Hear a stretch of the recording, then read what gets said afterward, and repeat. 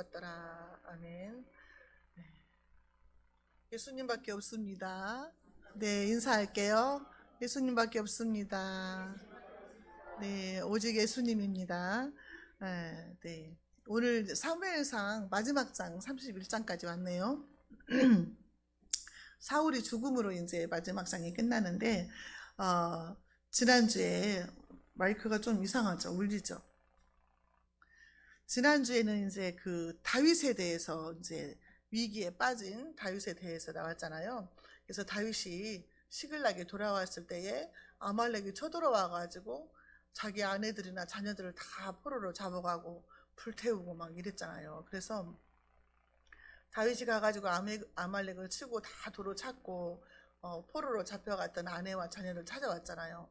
그리고 전리품도 유다 땅에 있는 장로들에게 다 나눠주고 분배하고 이런 일이 있었어요. 근데 그거 사건을 하는 그 시간대에 오늘 본문 말씀은 예루살렘 그 이스라엘에서 일어난 사건이 오늘 본문 말씀인 거예요. 다윗은 거기에서 아말렉을 치고 전쟁을 일으키고 전리품을 보냄으로 인해서 하나님께서 다윗에게 알리바이를 만들어줬다 그랬잖아요. 그런데 이제 오늘 말씀은 이제 그 장면이 아니고 이스라엘 땅의 블레셋과의 전쟁이 일어난 그 장면이 오늘 마지막 장의 말씀인 줄 믿습니다.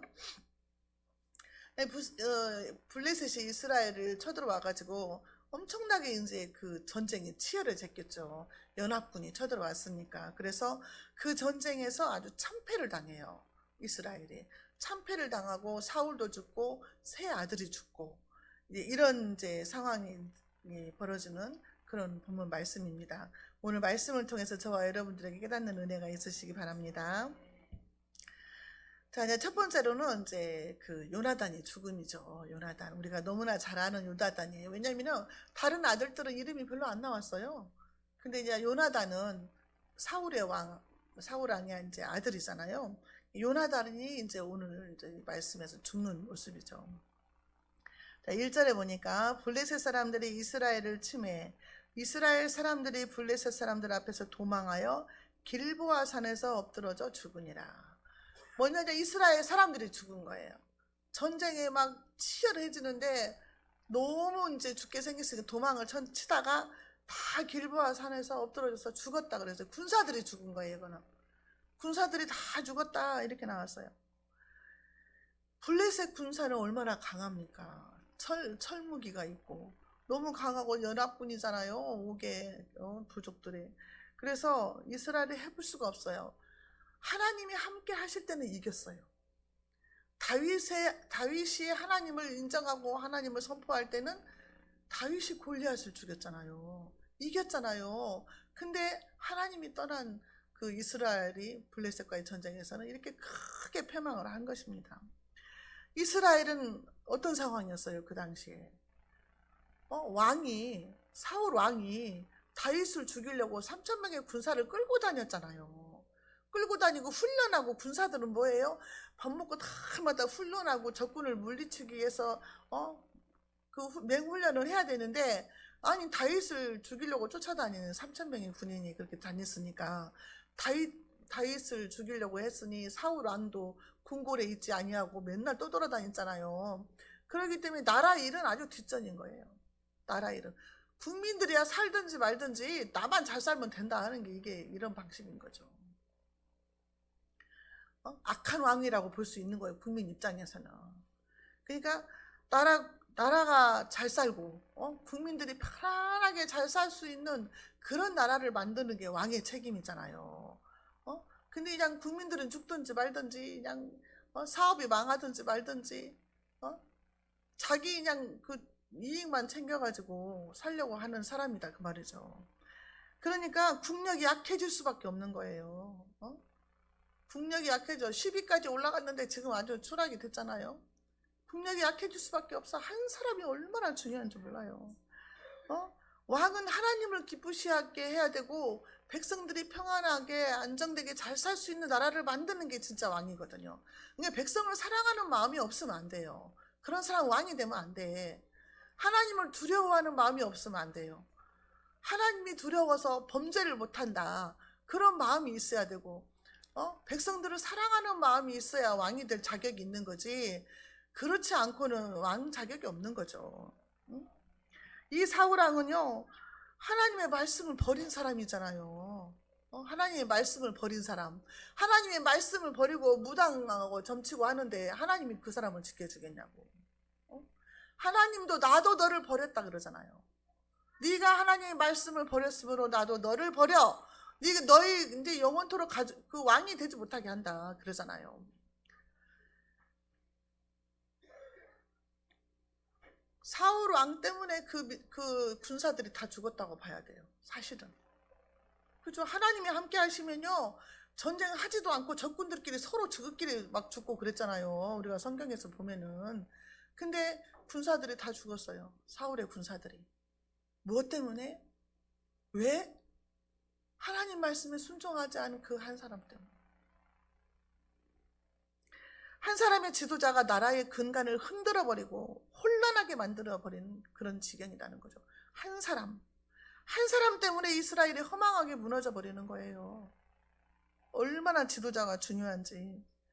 잘못 세워진 그 한 사람의 리더가 나라를 어떻게 망치는가를 보여주는 그 본보기가 되고 있다는 거죠. 이스라엘 백성들이요, 길보아 산에서 엎드러져서 죽었어요. 하나님은요, 우리 생명이, 한 사람의 생명이 천하보다 귀하다고 하시거든요. 근데 천하보다 귀한 생명들이 이렇게 죽어나가는 거예요. 북한 김정은이 한 사람 때문에 북한에 있는 그 백성들이 얼마나 많이 굶어 죽고 맞아 죽고, 총 맞아서 죽고, 얼마나 무고한 백성들이 많이 죽나 이거죠. 마찬가지예요. 북한뿐만이 아니라 어느 나라든 한 사람의 지도자가 그렇게 중요하다는 거예요. 사울의 아들들이 죽었어요. 2절에 블레셋 사람들이 사울과 그의 아들들을 추격하여 사울의 아들 요나단과 아비나답과 말기수아를 죽이니라. 이 두 사람의 이름은 이제 처음 나오는 것 같아요. 요나단은 우리가 많이 들어봤지만 아들들이 죽었어요. 전쟁에 나가서. 이미 예언이 되어 있었어요. 근데 우리가 이 사람들 중에서도 우리는 요나단의 죽음이 너무 슬픈 거죠. 요나단에 대해서 우리가 너무 잘 알잖아요. 요나단은 어떤 사람이었어요? 사울의 아들이지만은 시기 질투에 막 눈이 멀어 있는 그 아버지하고 너무 틀리다는 거예요. 아버지하고 너무 틀려. 요나단은요, 그 다윗을 자기의 생명처럼 사랑했다 그랬잖아요. 왜 그랬을까? 이 요나단은요, 하나님을 믿는 사람이었어요. 하나님을 믿고 하나님을 의지하는 사람이었어요. 순수하게 다윗을 사랑한 거예요. 왜냐하면 다윗이 너무 멋지거든요. 다윗이 골리앗 죽이기 전에 뭐라고 그랬어요? 18장 47절에서 여호와의 구원하심이 칼과 창에 있지 아니함을 이 무리에게 알게 하리라. 전쟁은 여호와께 속한 것인지 그가 너희를 우리 손에 넘기리라. 그렇게 선포를 하고 물맷돌로 골리앗을 죽였잖아요. 얼마나 멋져요. 아니 그 상황에서 그 어린애가 그 기골이 장대한 거인인 골리앗 앞에 하나도 떨지 않고 하나님의 이름을 선포하면서 할례 받지 않은 네가 어찌하여 하나님의 이름을 함부로 하냐고 그러면서 전쟁은 하나님께 속한 것이다 하면서 하나님이 너희를 우리 손에 넘길 것이다 하면서 그냥 그 물맷돌로 쳐서 죽였잖아요. 이 모습을 본 요나단이 반해버린 거죠. 뿅 가버린 거죠. 우리도 같은 여자끼리도 멋있는 사람 있잖아요. 믿음 좋고 막 하나님 말씀대로 사는 능력 있는 사람 보면 뿅 가잖아요. 그런 마음이다 그 말이에요. 요나단이 뭐 다윗을 사랑했냐 하면 또 사람들이 막 악하게 동성애자냐 이렇게 또 악하게 몰고 간다니까요. 이런 차원이 아니에요. 하나님을 섬기는 사람으로서 너무 귀한 믿음을 본 거예요. 왜냐하면 요나단도 믿음의 사람이니까. 응? 요나단은요 훌륭한 신앙의 인격을 갖춘 사람이었어요. 이게 그런 사람이기 때문에 그런 거예요. 자, 14장 6절에 요나단이 자기의 무기를 든 소년에게 이르되 우리가 이 할례 받지 않은 자들에게로 건너가자. 여호와께서 우리를 위하여 일하실까 하노라. 여호와의 구원은 사람이 많고 적음에 달리지 아니하였느니라. 요나단이 고백이거든요. 그러니까 요나단이 자기의 무기 든 자와 단둘이서 블레셋 지역으로 가가지고 사람을 죽이고 막 했잖아요. 그러니까 다윗의 믿음과 요나단의 믿음이 하나 일치가 된 거예요. 믿음이 똑같은 거야. 그러기 때문에 좋아한 거예요. 그리고 얼마나 신앙의 인격이 좋은지 20장 42절에 요나단이 다윗에게 이르되 평안히 가라. 우리 두 사람이 여호와의 이름으로 맹세하여 이르기를 여호와께서 영원히 나와 너 사이에 계시고 내 자손과 네 자손 사이에 계시리라 하였느니라 하니 다윗은 일어나 떠나고 요나단은 성읍으로 들어가니라. 그러면서 다윗과의 요나단과의 우정과 그 사랑이 기록되어 있다고 말이죠. 그리고 요나단은요, 자기가 왕의 자리에 앉을 후계자임에도 불구하고 왕자리에 대한 그 욕심을 내지 않았어요. 그냥 하나님의 뜻에 순종하는 그런 마음이고 마음을 비웠다는 거예요. 시기 질투하지 않고 사울왕처럼. 그냥 아버지하고 완전히 틀린 거예요. 그러니까 여기서 볼 때는 그 아버지는 지금 누가 임했다 그래요? 악령이 임했다 그랬잖아요. 악한 영이 지배했다 그랬잖아요. 근데 이 요나단은 성령님이 역사하신 거예요. 말하는 거 들어보면. 그러니까 말하는 거 들어보면 알거든요. 저 사람이 어떤 사람인지. 왜냐하면 속에 있는 것이 말로 나오니까. 근데 요나단은요, 18장 3절 4절에서도 요나단은 다윗을 자기 생명같이 사랑하여 더불어 언약을 맺었으며 요나단이 자기가 입었던 겉옷을 벗어 다윗에게 주었고 자기의 군복과 칼과 활과 띠도 그리하였더라. 자기의 그 옷을 벗어서 주고 창과 칼과 활도 다 다윗에게 넘겨버린 거예요. 후계자는 너다. 다음 왕은 너다 그랬잖아요. 너가 왕이 될 것을 우리 아버지도 알고 계신다 그랬어요. 그렇기 때문에 요나단은 보면은요, 진짜 하나님이 기뻐하는 그런 사람이었어요. 자기 욕심도 안 차리고, 아버지처럼 그렇게 사람 죽이려고도 하지 않고, 성령의 사람, 하나님의 사람을 지켜주려고 하고, 그랬다는 거죠. 23장 17절에도 곧 요나단이 그에게 이르기를 두려워하지 말라. 내 아버지 사울의 손이 내게 미치지 못할 것이요. 너는 이스라엘의 왕이 되고 나는 내 다음이 될 것을 내 아버지 사울도 안다. 그랬어요. 나는 너의 밑에 있는 신하가 될 것이고 너는 나의 왕이 될 것이다. 이렇게 말하기는 진짜 쉽지 않죠. 진짜 이거는 말도 안 되는 상황이에요. 성령 받지 않으면 이렇게 할 수가 없어요. 하나님의 영이 아니면 이렇게 할 수가 없어요. 근데 자기 아버지와 같이 운명을 같이 했어요, 요나단이. 아버지가 전쟁 나가면 따라 나가고, 그럼에도 불구하고 아버지를 버리지 못해요. 믿음이 있는 사람이니까. 그래서 자기 부친이 사악한 죄를 짓는 사람임에도 불구하고 아버지를 따라다니면서 전쟁에 나가고 다 하는 거 옆에서. 근데 구원은 1대1이에요. 자기 아버지 따라다니면서 전쟁터에서 죽긴 하지만 그 영혼은 구원받는다는 거죠. 사울왕은 구원받지 못해도 요나단은 구원을 받는다는 거예요. 구원은 1대1이니까. 그래도 아버지 육신의 부모님을 그렇게 또 섬기고 따라다닌다는 것이 효자였다는 거죠. 효자. 이 부모가 마음에 안 들면 막 대들고 박차고 나가고 같이 안 살고 그럴 수 있잖아요. 근데도 아버지 따라서 옆에서 아버지 지키면서 전쟁터에 나가서 전쟁하다가 죽은 거잖아요. 그렇기 때문에 요나단에 대해서는 흠결이 나오잖아요. 흠이 없어요. 여기서 볼 때는, 성경에서 볼 때는. 요나단은. 근데 그 요나단이 죽었다는 거잖아요, 오늘. 이게 우리가 육신의 죽음은 예수 잘 믿는 사람도 죽어요. 예수 안 믿는 사람도 죽고. 근데 육신의 죽음이 중요한 게 아니라 그 영혼이 천국 갔는가 안 갔는가가 중요하다는 거죠. 그냥 예를 들어서 무슨 사건 사고가 나서 만약에 뭐 100명, 200명이 죽었다. 그러면 그 속에 예수 믿는 사람은 없겠냐고요. 그 속에 분명히 예수 잘 믿는 사람도 포함되어 있을 거라고 말이죠. 근데 왜 그렇게 죽었냐 하고 비난할 수도 있지만 그 사람에게 죽음은 아무런 육신의 죽음은 아무런 저기가 없는 거죠. 천국 가면 되니까. 그러니까 그것을 보고 저주받아서 죽었네 이렇게 할 필요가 없다는 거죠. 예수를 믿고 죽었는가 안 믿고 죽었는가 이게 가장 중요하다는 거예요. 자, 그 다음에 이제 사울도 죽어요. 3절 사울이 패전함에 활 쏘는 자가 따라잡으니 사울이 그 활 쏘는 자에게 중상을 입은지라. 그 왕이라는 거를 왜 모르겠어요. 왕복은 틀린데 전쟁터에서도 틀리지 않겠어요? 그러니까 막 사울을 집중적으로 공격을 하는 거죠. 그러니까 이제 활을 쏘았는데 사울이 활을 맞았어요. 근데 중상이면은 상처가 깊다는 거잖아요. 근데 아직 죽지는 않았어. 중상이야. 그러면은 어떤 기회를 주신 거야, 하나님이? 회개할 기회를 주시는 거예요.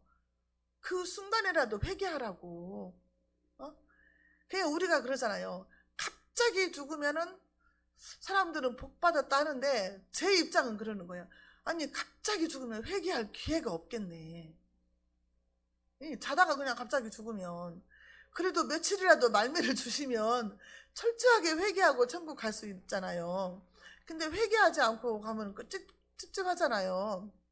근데 그냥 갑자기 죽는 것도 별로 덕이 안 되겠다. 은혜가 안 되겠다. 그런 싶은 그런 생각이 들더라고요. 그래서 이제 사울한테 하나님께서 마지막 기회를 주신 거예요, 사실은. 중상을 입었으니까 이제 곧 죽을 거 아니에요. 그러면은 그 죽음의 순간에는 그래도 하나님을 찾겠지. 사람들의 마음이 너무 강팍하잖아요. 그래서 이제 암이 걸렸어. 암이 걸렸는데 암이 걸리면은 막 하나님 찾고 막 살려달라고 하고 막 그래야 되잖아요. 근데도 이 암은 고칠 수 있습니다.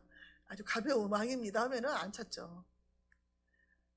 그냥 사형 선고를 받고 한 달밖에 못 삽니다 하면 찾을라나? 그래도 안 찾잖아요, 사람들이. 얼마나 사람 마음이 강팍한지 몰라요. 그래 무슨 일 있으면 이제 하나님께 돌아올까?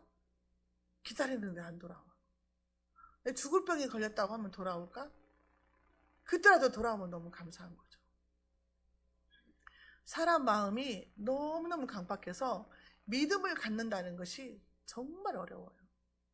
근데 우리에게 믿음이 있다는 것은 너무 감사한 거지. 이건 진짜 기적이고 이건 너무 기적이고 감사한 거예요. 안 믿어져서 못 믿는다는 거예요. 아니 믿고 싶어서 교회를 갔는데 안 믿어진다는 거예요. 그래가지고 안 나간대요. 너무 그냥 답답해요, 정말. 근데 말씀은 사실은 말씀을 들어야 믿음이 생기잖아요. 근데 안 나가고 어떻게 믿음이 생기겠냐고. 들어가서 좀 앉아서 몇 달이 걸릴지 모르니까 말씀을 좀 들어봐야지 하고 들어봐야 될 거 아니에요. 근데 처음에 가가지고 믿음이 안 생긴다고 안 가버려. 말씀을 들어야 믿음이 생기는데. 그리고 우리가 성경을 보면은 이해 안 가는 말씀들이 있잖아요. 이해 안 가는 말씀들도 성령 받은 사람은 다 믿어지잖아요. 근데 이제 이런 사람들은 안 믿어지는 거야. 그러니까 의심이 생기고 뭐 이러냐 하면서 안 믿어지는 거죠. 자, 하나님께서 사울한테 마지막 기회를 주신 거예요. 지금 몇 번 경고를 받았어요. 사울이 사무엘이 살아계실 때에, 사무엘 선지자가 살아계실 때에 그 제사를 사울이 드려버렸잖아요. 사무엘이 오기 전에. 그때도 한번 경고를 했어요. 그때 회개하지 않았거든요. 그리고 아말렉과의 전쟁에서 진멸하라 그랬는데 그 아각 왕도 살려주고 막 소나 양이나 막 좋은 것들을 다 살려가지고 하나님이 징계했잖아요. 그때도 회개 안 했어요. 하나님께서 너의 그 저기를 보고 그 너의 왕위를 이어가지 못하게 할 것이다 했거든요. 근데 그때도 회개를 안 했어요. 근데 오늘 중상을 입었는데도 회개 안 해요. 회개 안 해. 응? 자, 4절 볼게요. 그가 무기를 든 자에게 이르되 네 칼을 빼어 그것으로 나를 찌르라. 할례 받지 않은 자들이 와서 나를 찌르고 모욕할까 두려워하노라 하나 무기를 든 자가 심히 두려워하여 감히 행하지 아니하는지라. 이에 사울이 자기의 칼을 뽑아서 그 위에 엎드러지매. 중상을 입었는데 하나님 용서해 주세요, 살려주세요 이게 아니고 야 네가 칼을 빼서 나를 죽여라. 살인자를 만드는 거지.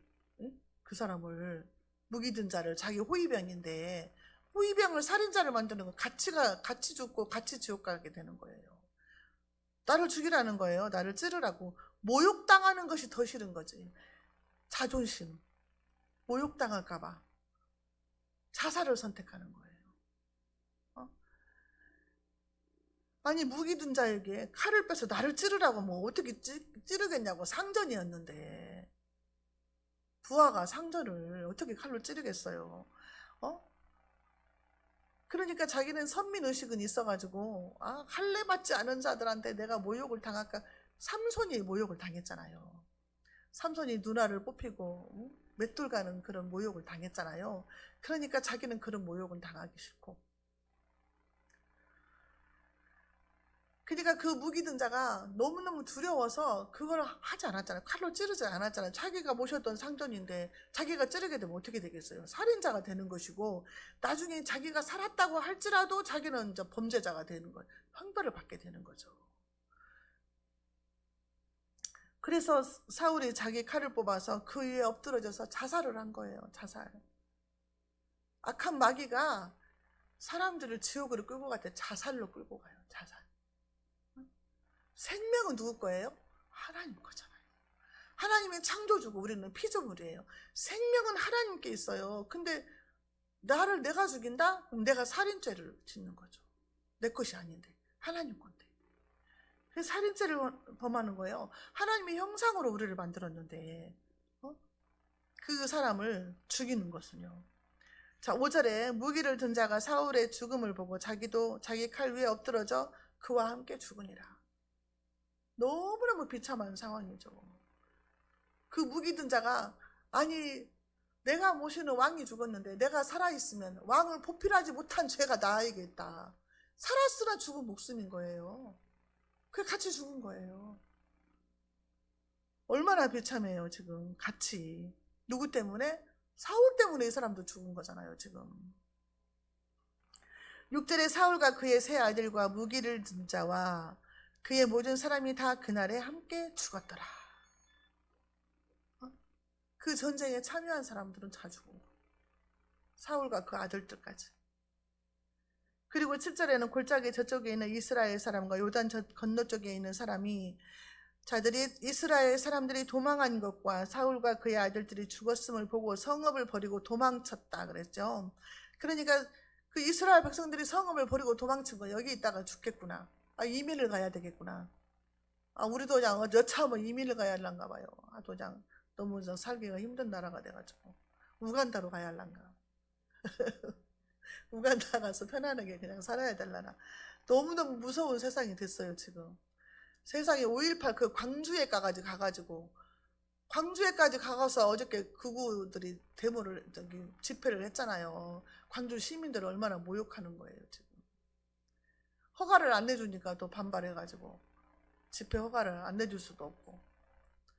태극기 부대 진짜 이건 진짜 모욕이에요. 5.18 광장.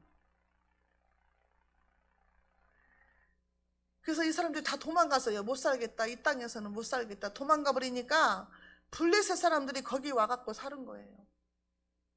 이스라엘 그 땅에 와가지고. 나라도 망하고 왕도 죽고 왕의 후손들도 다 죽고 막 지금 난리도 아니에요. 자, 그런데 길르앗 야베스 사람들이 사울을 장사를 해요. 장례를 치러줘요. 자, 볼게요. 8절. 그 이튿날 블레셋 사람들이 죽은 자를 벗기러 왔다가 사울과 그의 세 아들이 길보아 산에서 죽은 것을 보고, 그 이튿날 블레셋 사람들이 이제 전리품을 취하려고 옷을 다 벗겨가나 봐요. 옷도 벗겨가고 무기도 다 가져가고 식량 같은 것도 다 훔쳐가려고 이제 왔는데, 어머나 사울 왕이 죽어있네. 그 세 아들도 죽어있네. 이거 완전한 정말 승리를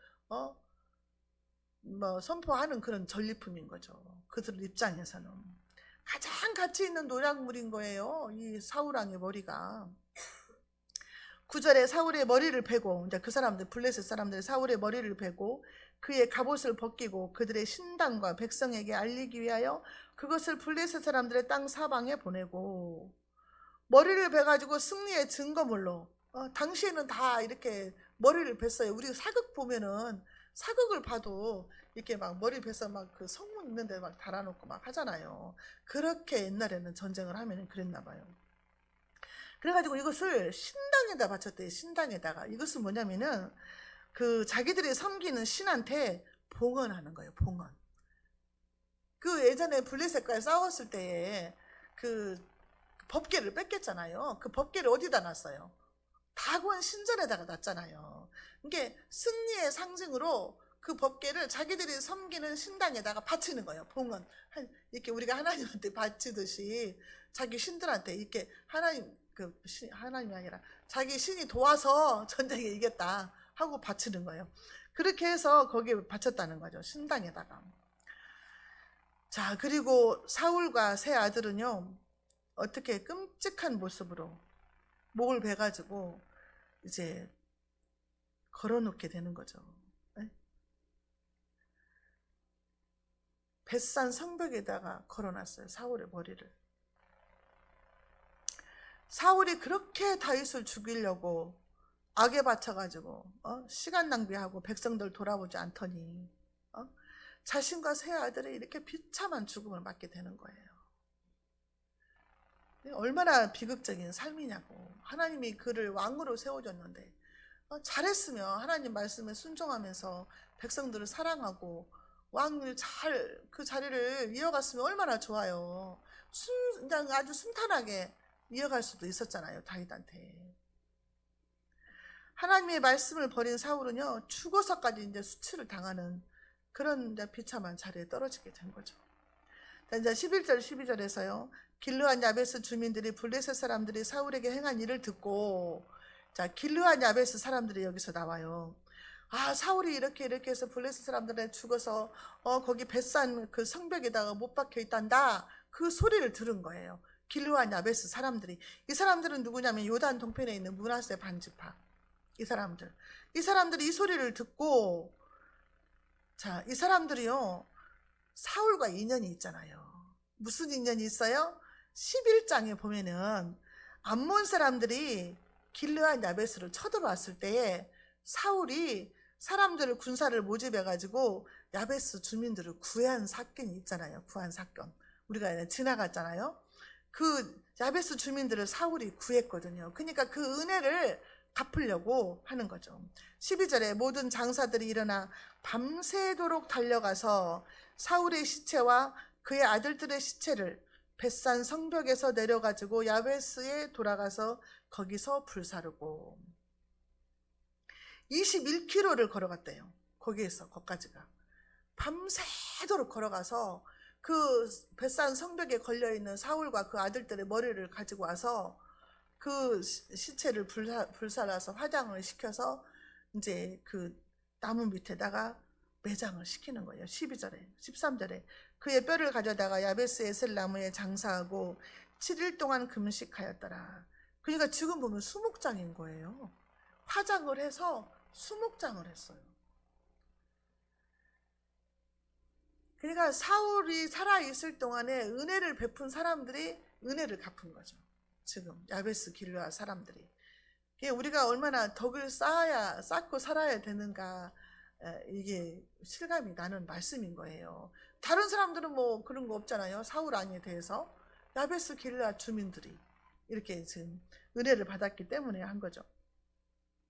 오늘 이게 말씀을 보면은 사울 왕과 이제 그 요나단과 그의 자녀들과 이스라엘 백성들이 다 나오잖아요. 근데 한 사람의 지도자 때문에, 한 사람의 지도자가 잘못함으로 인해서 나라는 망하게 되고 자기도 비참하고 자기 아들도 비참하게 죽고 백성들은 전쟁터 나가서 다 죽고, 전쟁터에 나간 사람들은 다 죽었다는 거죠. 그 시절에. 그냥 안 나간 사람들은 살았지만 나간 사람들은 죽었다는 거예요. 그러니까 얼마나 우리 한 사람 한 사람이 중요하냐 이 말이죠. 왕 대신 예수님은 어떻게 했어요? 이 땅에 오셔서.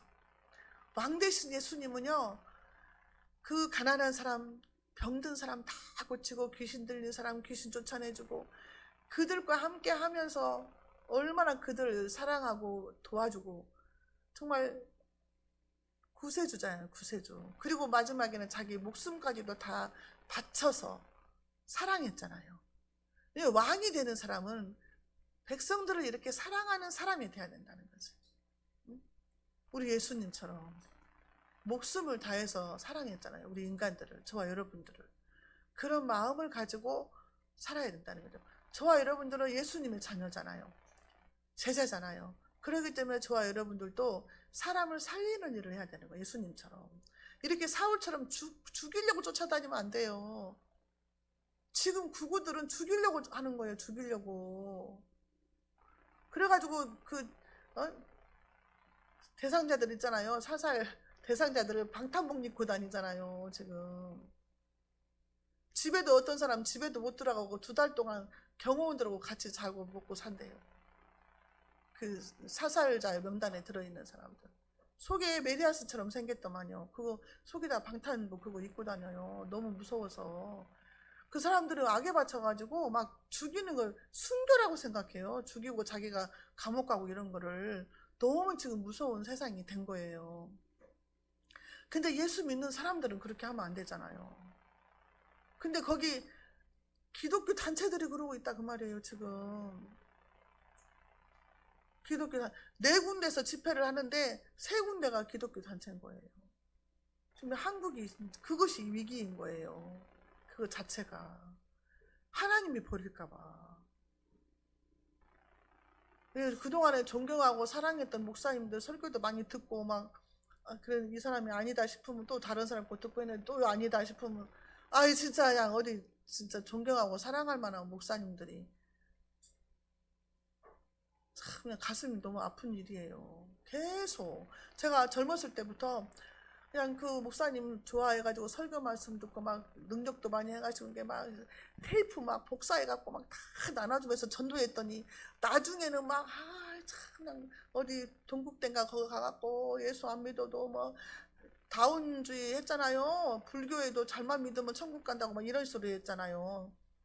그랬지. 그냥 좀 텔레비에 나오고 존경할 만다 싶으면 자랑하고 막 설교 들어봐라 막 하고 했는데 또 이상한 데로 가고. 아우 전도도 진짜 얘기도 힘들어요. 지금 너무너무 지금 진짜 위기인 것 같아요. 그래서 똑바로 정신을 차리고 살아야 될 것 같아요. 진짜 분별하면서 분별.